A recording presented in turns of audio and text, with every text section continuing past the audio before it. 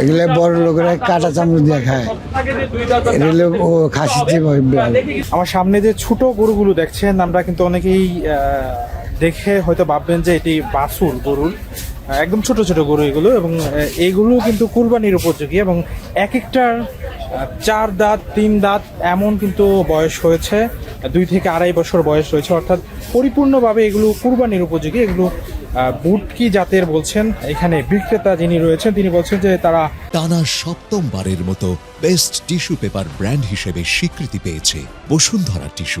ভুটান থেকে এটি আমদানি করেছেন। এটি গাবতলী পশু হাটে এখানে বেঁধে রাখা হয়েছে সারিবদ্ধভাবে কয়েকটি গরু, একদম ছোট ছোট গরু এগুলো। অনেকেই কিন্তু এটি দেখে ভাবছেন হয়তো বা লালন পালনের জন্য ছোট গরুগুলো আনা হয়েছে, তবে এটি আসলে কুরবানির জন্য বিক্রির জন্যই আনা হয়েছে, বিক্রেতারা বলছেন। এই 60, 70, 80, 40 এগুলো ভুটি জাত, বেশিরভাগ ভুটানি। ও একবার যে খাইবো সারা জীবন করবো।